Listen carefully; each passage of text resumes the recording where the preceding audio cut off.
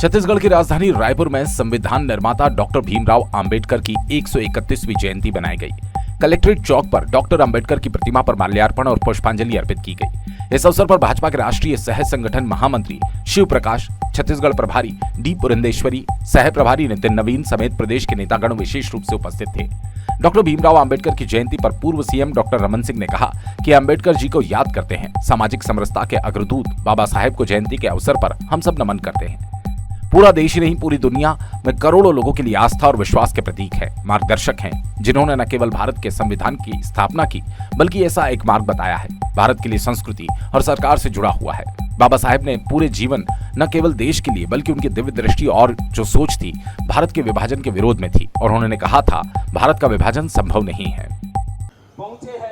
अंबेडकर जी के याद करते हैं। सामाजिक समरसता के अग्रदूत बाबा साहब अंबेडकर जी को आज जयंती के अवसर पे हम सब नमन करते हैं, याद करते हैं। पूरे देश ही नहीं, दुनिया में करोड़ों करोड़ों लोगों के लिए जो आस्था और विश्वास के प्रतीक हैं, मार्गदर्शक हैं, जिन्होंने न केवल भारत के कॉन्स्टिट्यूशन संविधान की स्थापना की, बल्कि ऐसा एक मार्ग बताया जो भारत के देश, संस्कृति और संस्कार से जुड़ा हुआ है।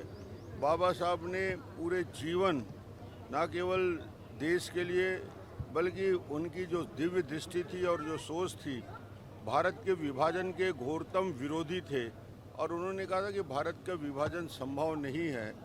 370 जैसे अनुपयोगी धारा को लाने के बाबा साहब अंबेडकर जीवन भर विरोध करते रहे।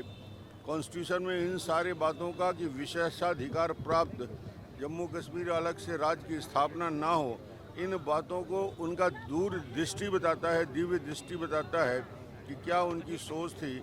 और ऐसे महामना को आज हम याद कर रहे हैं श्रद्धापूर्वक, उनको उनकी स्मृति में आज हम अपनी बात कह रहे हैं। तो मुझे लगता है कि ये अवसर न केवल पूरे राष्ट्र को, उस समय जब उन्होंने कॉन्स्टिट्यूशन बनाया, उस समय की परिस्थिति और आज उसी संविधान के चलते भारत एकता और अखंडता कितनी मजबूत हुई है, सोच कितने मजबूत हुई। अलग अलग बोली, अलग अलग भाषा, अलग अलग प्रकृति, अलग अलग मौसम के बाद भी इस देश को एक सूत्र में बांधने का जो मार्ग प्रशस्त उन्होंने किया, वो अपने आप में युगों युगों तक याद किया जाएगा। ये छत्तीसगढ़ में बिजली के